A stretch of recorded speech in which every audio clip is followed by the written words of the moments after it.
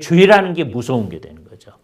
그거 가지고 하나 어긴 거 가지고 뭐 이렇게 심각하게 하나님을 침해하는 거라고 합니까? 그 누구도 한 사람도 그 하나님의 법을 다 이룬 사람은 아무도 없다.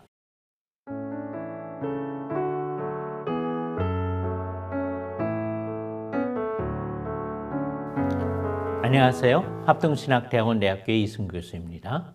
오늘 기독교 세계관의 8번째 시간, 기독교적 가치론, 무엇이 과연 가치 있다고 생각하느냐에 대해서 우리 생각하도록 하겠습니다. 이 가치론이라는 말은 워낙 뭐가 합당하다, 뭐가 가치가 있다라는 말을 사용할 때 쓰던 말입니다. 그죠? 성경에서는 우리 주 예수 그리스도께서 어린 양이 존귀와 찬양과 영광을 받으시기에 합당하십니다 라고 할 때 썼던 말이 악시오스. 그 악시오스라는 말에서 영어의 악시올로지, 가치론이라는 말이 나왔어요.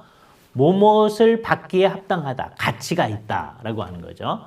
이것과 관련해서 우리가 늘 교회 공동체에 사용하는 말이 worship이라고 하는 말을 사용하는데, worship은 월띠라고 하는 말과 관련되어 나온 말입니다. 예배를 받으시기에 합당하시다라고 하는 것이죠. 그죠? 그런 가치가 있다. 이 세상의 가치의 근원도 기독교적으로는 하나님이시다라고 생각해야 됩니다. 그죠? 다른 모든 것이 가치의 근원이 아니고 하나님이 가치의 근원이다. 결국 이 기독교적인 가치론으로 이제 우리가 돌아올 텐데요. 먼저 이 세상 사람들이 뭐가 가치 있다고 생각하는지, 특별히 윤리적 가치에 대해서 이 세상 사람들의 생각을 한번 살펴보고요. 그 다음에 우리는 이것을 기독교적 입장에서 어떻게 봐야 될 것인가 하는 것들을 생각해 보도록 하겠습니다. 이 세상 사람들은 전통적으로 두 가지 다른 입장에서 이 윤리적 가치에 대해서 생각해 왔어요. 아리스토텔레스서부터 사람들은 뭐가 인간의 삶이 사는 목적이냐라고 했을 때 인간은 행복을 위해 산다라고 생각했어요. 유다이모니아, 이게 행복이란 말이에요. 그걸 위해 산다라고 기본적으로 전제를 해놨습니다. 그 사람들 생각에 다 행복을 위해 산다. 물론 이제 행복이 뭐냐라고 하는 것은 이제 개념들이 달라요. 그러나 행복을 위해 산다라고 얘기하고, 따라서 그 인간을 행복하게 하는데 도움이 되는 게 가치가 있는 거다. 그게 선한 거다. 라는 생각을 한쪽에서 쭉 해왔습니다. 이런 생각을 뭐라고 하냐면 목적론적인 윤리관이라고 그래요. 행복이라는 목적에 도움이 되면 그게 좋은 거다라는 거죠. 한동안 잊어버렸다가 사람들이 이것을 다시 회복해낸 게 영국 사람들 가운데서 벤담이라고 하는 사람이 소위 최대 다수의 최대 행복이라는 말을 할 때, 그래서 이제 사람들이 이런 것을 양적인 공리주의라고 얘기한 거죠. 여러 사람이 유익이, 공적인 이익이 있다. 그걸 위해 살아갈 때 그게 가치로운 거다. 이렇게 생각을 한 거죠. 여러 사람한테 행복에 도움이 되는 것, 그게 좋은 거다. 그 얘기를 잘 듣더니 존 스튜어트 밀이라고 하는 또 영국 사람이, 그런데 행복한 게 그냥 밥만 먹어서 행복한 거냐?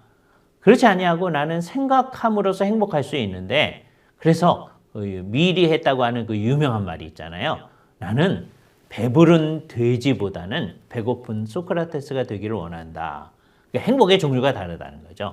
잘 생각해 나가는 게 행복한 거다라고 하는 얘기한 거예요. 그래서 이 사람이 만들어낸 말이 질적 공리주의라는 말입니다. 벤담의 생각을 양적 공리주의라고 규정하고 자기가 질적인 공리주의를 얘기한다. 이게 이 세상 사람들이 생각하는 한 축인 거예요. 이게 다 어디로 출발하느냐면 인간은 행복을 위해 사는 거다라고 생각했던 아리스토텔레스의 생각이 한쪽이었습니다. 이거에 도움이 되면 행복한 거고, 즉 윤리적으로도 선한 거고, 그렇지 않으면 윤리적으로 악한 거다. 다른 사람이 행복해지는데 도움이 되는 일을 하면 그 윤리적으로 선한 거다. 그렇지 않으면 윤리적으로 악한 거다. 그런 식으로 얘기를 해온 것이죠. 그죠? 내가 사는데 행복해지는 것에 도움이 되면 그게 선한 거고, 그렇지 않은 것에 악한 거다. 근데 그 얘기 속에서도 잘 알 수 있지만 내가 나의 행복을 추구하는 거하고 다른 사람하고의 가치에 이제 충돌이 있을 수 있잖아요. 이걸 어떻게 해야 되느냐 하는 문제를 이제 해결하기 어려운 굉장한 문제로 있는 겁니다. 그래서 이런 거하고 이제 반대해가지고 그렇게 내가 행복해지는 게 도움이 된다고 하는 게 과연 윤리적으로 옳은 거냐? 라고 근본적 질문을 제기한 사람이 임마누엘 칸트라고 하는 철학자입니다. 이 사람은 인간이면 마땅히 해야 되는 어떤 것이 있다라고 얘기한 거죠. 어떤 의무가 있다라고 얘기한 거예요. 이분에게 있어서는 중요한 게 의무입니다. 인간이 마땅히 해야 되는 의무라고 하는 것. 그래서 이런 입장을 뭐라고 하냐면 의무론적인 윤리관 그래요. 대개 윤리학설에서는 이 두 가지가 서로 대립을 합니다. 이쪽에서는 행복해지는 데 도움이 되는 거는 그게 선한 거다라고 얘기하는 거예요. 근데 이쪽에서는 그런 식으로 생각하는 건 윤리적이지 않다. 행복해지느냐 어떠냐 상관없이 나에게 주어진 의무를 다하느냐 하는 그것이 중요하다라고 생각하는 거죠. 근데 구체적으로 들어갔을 때 그러면 뭐가 해야 되는 의무인데요? 라고 했을 때 임마누엘 칸트가 자기가 생각할 때 중요하다고 생각하는 것을 똑같은 건데 세 가지로 다르게 표현했었어요. 똑같은 겁니다. 내용은. 하나는 뭐냐? 성경에 있는 얘기하고 아주 비슷한 얘기인데 이 사람이 황금률이라고 해서 제시한 거예요. 그죠? 어떤 거냐? 다른 사람이 나한테 해주기를 원하는 바를 너도 하는 것. 그게 의무다라고 얘기하는 거예요. 자기가 생각해 보니까 이게 아주 구체적인 내용은 얘기 안 하고 왜냐하면 구체적인 내용을 얘기하면 너무 많아지니까 그것에 해당하는 형식이 뭔가 하는 것을 제안한 게 되거든요. 그래서 이것을 형식주의적 윤리설이라고 합니다. 그 형식에 맞으면 그게 선한 거다라고 얘기를 한 거죠. 그 똑같은 말을 다른 말로 표현하기를 조금 이제 말이 어려운데 잘 보세요. 내 의지의 경륜이 항상 보편적 입법의 원리가 되도록 행동하라라고 하는 거죠. 네가 스스로 생각했을 때 나는 이렇게 살아야 되겠어 라고 하는 게 자기만 그렇게 생각할 수 있는 게 아니라 보편적 입법의 원리. 모든 사람들이 그것에 동의할 수 있는 원칙이 되도록 해라 라고 얘기한 거죠. 이것도 역시 어떤 형식을 제시한 거죠. 그죠? 아까 얘기한 황금률하고 같은 얘기를 다른 말로 표현한 겁니다. 또 다르게 이것을 표현하기를 그 사람은 사람을 항상 수단으로 사용하지 말고 목적 그 자체로 대우하도록 하라 라고 얘기한 거예요. 그래서 사람 자체가 목적이다. 모든 사람을 목적으로 생각하는 그런 궁극적 공동체, 그거를 그 사람은 목적의 왕국이라고 얘기했어요. 이 목적의 왕국은 하나님의 나라에 대한 칸트적인 생각입니다. 그러니까 칸트의 하나님 나라는 사실은 하나님은 온데간데 없어지고 인간 중심으로 인간을 다 목적으로 대우했을 때 모든 사람 한 사람 한 사람을 목적으로 대우했을 때 그것이다 라고 얘기하는 거죠. 대개 서양 윤리학에 있어서는 이 두 가지 전통이 오랫동안 이게 윤리적으로 가치 있는 거다라고 하는 얘기를 해온 거예요. 하나는 행복한다고 하는 것에 목적을 위해서 도움이 되는 목적론적 윤리관. 아니야, 사람이 행해야 되는 어떤 의무라는 게 있는 거야 라고 얘기했던 것이 오랫동안 있었어요. 그런데 19세기를 거쳐서 20세기 초에 들어와서 이 사람들이 이거를 상당히 포기하기를 시작했습니다. 사람이 정말 행복해지는 게 뭔가에 대해서 알 길이 있느냐? 이거에 대해서 의문이 나타난 것이고요. 다음에 사람이 마땅히 해야 되는 의무라고 하는 게 그게 있느냐? 그게 뭐냐? 그걸 규정하기가 어떻게 어렵지 않느냐는 생각이 든 거예요. 그래서 이제 나타난 것이 소위 메타 에틱스예요. 메타 윤리라고 하는 건데 요즘은 메타버스라고 하는 게 유행하잖아요. 그 얘기가 나오기 벌써 한 100여 년 전에 이미 윤리는 이미 이 세상에서 여태까지 얘기하는 이게 옳다, 그러다 하는 것을 넘어서 버렸다. 그래서 메타 에틱스라는 것은 윤리를 넘어선 것을 얘기해요. 윤리 다음에 얘기하는 거다. 그죠? 그래서 이게 선한 거야 라고 얘기하는 거는 마치 바늘로 여러분의 이제 손을 딱 찔렀을 때 여러분이 아야 할 거 아니겠어요? 그냥 자기의 감정을 표현하는 거다. 메타에틱스는 결국 이 정의주의, 이모티비즘이라고 얘기하는데요. 자기들의 감정을 표현하는 거다. 그러니까 각자 다른 얘기를 한다는 거죠. 그냥 감정에 표현하는 것이다. 그럼 이제 윤리학을 포기할 거냐라고 한다고 했을 때 메타엑시스 얘기를 하는 그 상황에서 이제 서구 철학에 이제 들어온 게 소위 언어를 분석하는 철학이 나타나는 거예요. 이게 분석 철학이라고 합니다. 분석 철학이 주세가 되니까 그 다음에는 어떤 일을 하느냐. 윤리학은 윤리적 언어를 분석하는 일을 한다라는 얘기를 하기 시작했어요. 그죠? 그래서 헤어라고 하는 사람이 그런 입장에서 영국의 이제 옥스퍼드의 이제 윤리학 교수였는데요. 인간이 사용하는 윤리적 언어를 분석하는 일을 하는 거예요. 그죠? 그런 것을 일상 언어주의라고 얘기합니다. 윤리에 있어서 일상 언어를 사람들이 어떻게 사용하느냐, 그거를 잘 분석해서 우리가 논의를 하자. 그래서 윤리는 더 이상 없다라고 얘기하면서 윤리학은 계속되어지는 거예요. 그런 작업이 있어지는 거죠. 그러다가 이제 와서는 포스트 모던주의는 절대적인 게 없다라고 생각하는 거거든요. 그래서 이게 윤리적으로 옳다라고 하는 말도 분석 철학적으로 얘기하는 것도 그게 무슨 절대적으로 옳은 거냐라고 하는 질문들이 나오기 시작하는 겁니다. 그죠? 그래서 한 그룹에 있어서 우리끼리 이게 선하다, 옳다 그런 얘기를 할 수 있는 거지 다른 사람들한테 다 같이 이건 보편적으로 옳은 거다라는 얘기를 하지 말자고 하는 성향 가운데 오늘날은 들어가 있다라고 하는 거예요.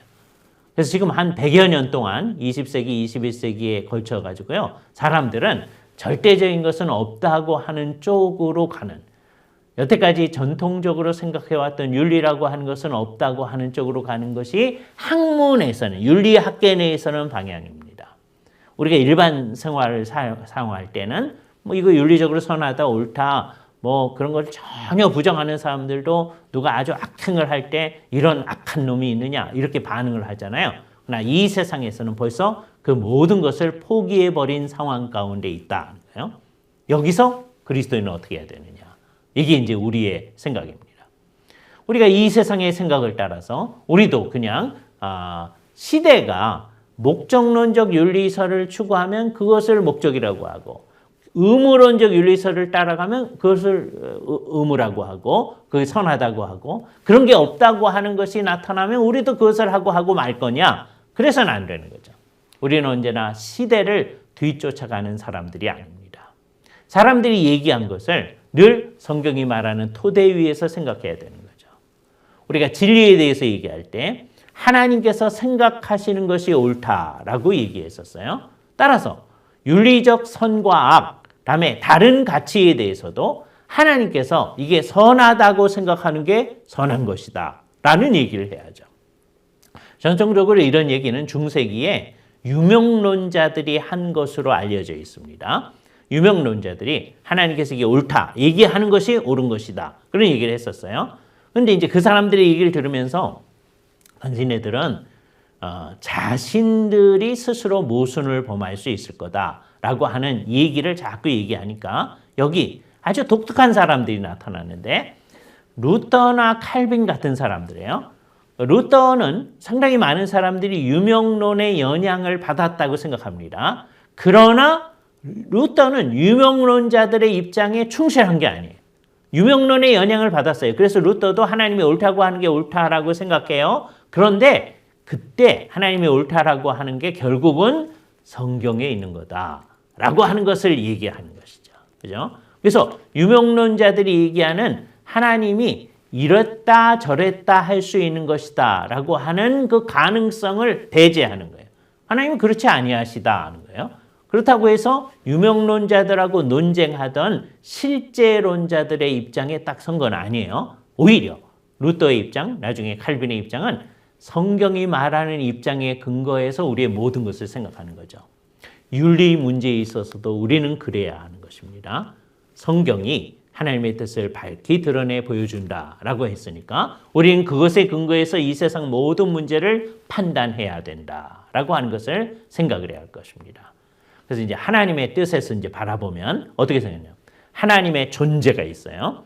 하나님의 존재가 이제 하나님의 본성으로 나타나겠죠. 존재 배후에 있는 것, 본성이 있어요. 그죠? 그러니까 하나님의 본성이 하나님의 의지로 나타나겠죠. 하나님의 의지, 이건 굉장히 중요합니다. 그래서 이제 이것과 연관되어진 윤리학설이 신명령설이에요. 하나님의 의지가 있어요. 신의지설. 하나님께서 의도하시는 바, 유명론하고 좀 관련되어지죠. 그러나 거기 갇히지 않죠. 그것에 근거해서 하나님께서 뭘 명령하신 것, 그것이 옳다라고 하는 거예요.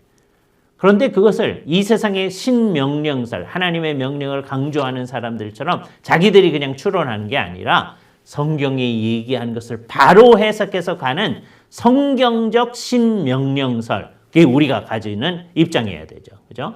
그 신명령선을 따라서 이 세상에서 사람들이 사실은 하나님의 뜻을 따라서 법을 제정하고 해야 되는데 이 세상의 사람들이 자기들 마음대로 하니까 그게 꼭 그렇게 나타나는 게 아니라 원칙에 있어서는 그렇게 나타나는 거죠. 이 비슷한 사유를 했던 사람이 토마스 아퀴나스인데 물론 구체적으로는 이 사람이 잘못된 얘기를 하겠지만 하나님의 법이라고 하는 게 기본적으로 있는 거다. 그죠? 그것이 뭐냐? 하나님의 법이니까 그 영원법이다라고 생각한 거죠. 영원법의 반영이 뭐냐? 자연법이다라고 생각한 거예요. 그 자연법에 따라서 이 세상의 법이 나타나야 된다라는 얘기를 했던 것이죠. 그죠? 그런데 이제 문제는 이 사람의 독특한 문제성. 자연법을 사람들이 알아낼 수 있다라고 생각했기 때문에 사람들이 알아낼 수 있는 게 하나님의 생각을 규정하는 게 되고 그게 하나님을 규정하게 되는 문제가 나타나게 됩니다. 그래서 우리는 그 문제점을 극복하는 이 종교개혁자들의 생각을 따라서 생각해야 됩니다. 그래서 우리는 그 아퀴나스의 이 문제점을 극복한 의미에서 하나님의 정말 법, 그래서 성경을 생각하면서 하나님의 법을 하나님께서 이 법을 냈을 때 그 의도가 뭐냐 하는 것을 중점으로 생각을 해야 되는 거죠. 예를 들어서 신약 시대에 하나님께서 우리한테 너희 이렇게 해라 라고 하는 것은 얘기하기가 아주 쉬운 거예요. 구속함을 받은 사람들이 이제 사람들이 다 망가뜨린 이 원칙을 벗어나서 너희 이것을 행해라. 너희가 서로 사랑해라. 하나님이 사랑이시니 너희도 사랑해라. 그럼 그걸 그대로 행하면 됩니다. 물론 이때 중요한 것은 내 스스로가 그걸 할 수 있다고 생각할 수 없음을 분명히 해야 됩니다. 그죠? 그래서 이제 우리 입장을 이제 먼저 딱 요약을 하자면 우리는 하나님께서 명령하신 그것, 그 하나님의 명령 배후에는 하나님의 의지가 있고요. 그 의지 배후에는 하나님의 본성이라는 게 있고 하나님의 본성 배후에는 하나님 당신님 자신이 있는 거죠. 그러니까 하나님을 중심으로 해서 이 생각을 하는 거예요. 그러니까 만일에 하나님 명령하신 것을 어기게 되면 어떻게 되느냐? 하나님의 의지를 침해해 들어가는 게 됩니다. 그거를 의지를 침해한다고 하는 건 하나님의 본성을 침해해 들어가는 게 돼요. 하나님의 본성을 침해해 된다고 해서 하나님 당신님 자신을 침해해 들어가는 거예요. 그 죄라는 게 무서운 게 되는 거죠. 그것까지 하나 어긴 거 가지고 뭐 이렇게 심각하게 하나님을 침해하는 거라고 합니까? 그러나 하나님 입장에서는 그렇다고 하는 것을 분명히 해야 되는 거죠. 하나님의 뜻에 부합하는 걸 하는 게 옳은 것이고 그게 당연한 일이다라고 생각하는 거죠. 하나님의 뜻에 부합하지 않으려고 하는 것은 이 세상에 하나님께서 내신 모든 것을 파괴해 나가는 것이고 하나님을 침해해 가는 것이다 라는 생각을 가집니다. 그렇기 때문에 여기서 두 번째 우리 기독교 윤리의 큰 특성이 나타나는데요. 그건 뭐냐? 우리는 절대주의적 윤리를 얘기한다. 이 세상은 다 절대적인 걸 부인하는 세상이 되어버렸어요. 상대주의적이 됩니다. 또 상황에 따라 다 다르다고 생각하려고 하는 거예요. 그런데 우리는 성경이 말하는 절대적인 것들을 얘기합니다. 근데 그 절대가 어느 정도 강조되냐? 세 번째, 하도 절대적이어서 이 세상에 그 누구도 한 사람도 그 하나님의 법을 다 이룬 사람은 아무도 없다.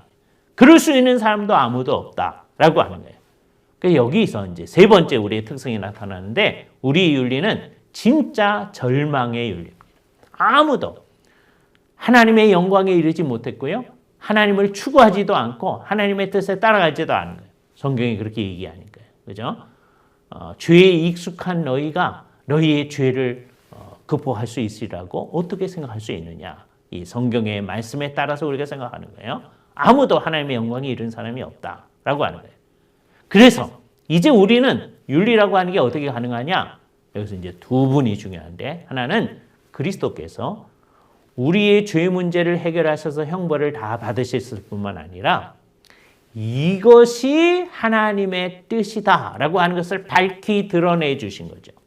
구약에 드러냈던 하나님의 율법의 의미를 그리스도께서 밝히 드러내 주시고 다음에 행할 수 있도록 능력을 가져다 주시는 일, 그 기본적인 일을 해 주시는 일, 이게 구속이죠.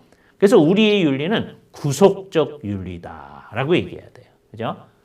그러니까 제대로 하나님의 뜻을 수행해 나가는 사람은 구원함을 받은 사람만이 하는 것이죠. 이 세상 사람이 어떻게 하다가 하나님의 뜻에 좀 부합하는 걸 할 수가 있습니다. 예를 들어서 우리 시대에 있어서 하나님께서는 생육하고 번성하라 라고 얘기했거든요. 점점 많아져라 라고 얘기했어요. 근데 우리 시대에 제일 열심히 많아지는 사람들이 이슬람교도들이에요. 그럼 이슬람교도들이 정말 하나님의 뜻에 따라서 많아지는 겁니까? 그게 아니고 그거를 자기들 식으로 생각을 해가지고 코란을 따라서 그렇게 해나가는 거죠. 그 많아지도록 하기 위해서 성경이 말하는 원칙을 어겨가면서까지 그렇게 하고 있는 거예요. 그래서 필요하면 4명의 부인이라도 가질 수 있다. 그래가면서 성경의 원칙을 어겨가면서 자기들의 생각을 해가면서 이 일을 해나가는 거죠. 그러니까 하나님의 뜻에 진짜 복종해서 그것을 따라가는 건 아닙니다. 근데 예수 그리스도를 믿는 사람들은 이제 하나님이 내신 그 법칙에 따라서 가는 거죠. 정말 그럴 수 있도록 이 맨 마지막 기독교 윤리의 특성이 있는 성령님이 함께 해야만 이 일이 이루어질 수 있다라고 얘기하는 거예요. 그죠? 로마서에서 우리한테 이것을 아주 분명히 얘기합니다. 인간들이 타락해서 못했었는데 이제 성령으로 말미암아 우리가 할 수 있게 되어졌다라고 하는 것을 얘기해 주는 거죠. 그래서 우리가 힘써서 성령님을 따라가면서 하나님의 뜻을 수행해 보려고 노력하는 거예요. 이게 기독교 윤리의 특성입니다. 근데 여기 아까 그 절망하고도 관련되는데요. 성령님을 따라서 성경에서 객관적으로 말씀하신 그 뜻을 수행한다고 해도 이 세상을 사는 한 하나님의 뜻을 온전히 다 이루지는 않는다. 못한다라고 하는 거예요. 그죠? 우리의 목표는 너희 하나님이 온전하신 것 같이 온전하도록 노력을 해야죠. 주께서 온전하도록 해라 그러는데 그건 인간이 안 되는 거니까 노력 안 합니다. 그러면 안 되는 거죠. 끝없이 노력을 합니다. 그게 그리스도인들의 특성이에요. 내 힘으로 안 되기 때문에 성령님을 따라서 노력하는 거예요. 그런데 그렇게 노력할 때 우리의 마음은 어떠느냐? 우리가 뭔가 제대로 된 것을 해낸다고 했을 때도 그게 하나님 보시기에는 부족하기 그지없다는 것을 인정하는 거죠. 뭔가 제대로 된 게 나왔을 때 그것은 사실은 성령님이 우리 안에서 이루셨다라고 하는 것을 인정하는 겁니다. 그래서 제대로 됐을 때 우리는 모두 우리는 무익한 종이라 마땅히 하여야 할 일을 했을 뿐이다 라고 얘기하게 되는 것이죠. 이게 기독교 윤리의 큰 특성입니다. 다시 한번 쭉 정리를 해봅시다. 기독교 윤리는 하나님을 중심으로 해서 그러니까 절대적 윤리일 수밖에 없다. 그 절대적 윤리는 하나님의 명령을 따라가는 그 절대적 윤리는 하도 절대적이어서 아무도 그것을 이룬 사람이 없다. 이게 절망한 거예요. 그런데 그리스도의 구속에 의해서 하나님의 뜻을 이룰 수 있고 이제 구속된 사람 안에서 역사하시는 성령님에 의해서 이룰 수 있는데 우리가 만들어내는 그 윤리적 덕목이 공로가 되리라고는 전혀 생각할 수 없는 것이다. 라고 하는 것을 분명히 하는 것입니다. 이런 기독교 윤리적 특성을 옛날에 우리가 얘기했던 목적론적 윤리설과 그다음에 의무론적 윤리설과 연관시켜보죠. 이제 어떻게 생각하느냐? 목적론적 윤리설의 입장에서는 우리의 목적은 우리가 생각하는 행복이 아니라 우리의 최고선은 하나님입니다. 또는 하나님 나라입니다. 하나님 영광입니다. 라고 얘기하게 됩니다. 이 세상에서의 최고선은 행복이었습니다. 아리스토텔레스는 행복이 우리의 최고선이라고 했어요. 수문 보눔이라는 말, 최고선, 그 말을 처음 사용한 사람이 아리스토텔레스인데 우리는 그게 우리의 행복이 아니라 우리의 목적이 아니고 우리의 최고선이 아니고 우리의 최고선은 하나님 당신님이시다. 하나님의 영광이다. 하나님의 나라이다. 라는 얘기를 하는 것이죠. 그래서 우리도 목적론적 윤리설을 가져올 수 있어요. 그런데 그게 개념이 바뀌는 겁니다.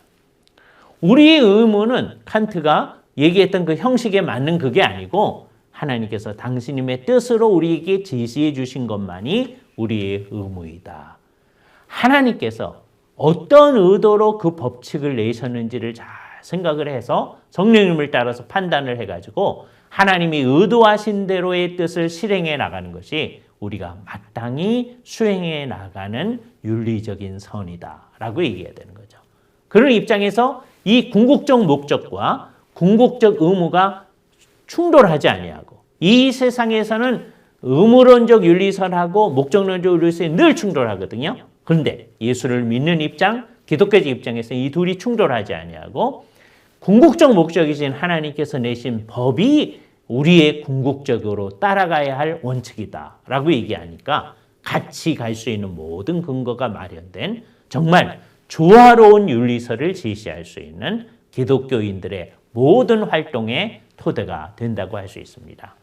이상으로 우리가 기독교 세계관에 대해서 한번 간단하게 정리를 해봤습니다. 좀 더 자세하게 보기를 원하시는 분들은 지난번에 말씀드렸던 기독교 세계관이란 무엇인가 하는 책들을 자세히 살펴보면 되겠습니다. 감사합니다.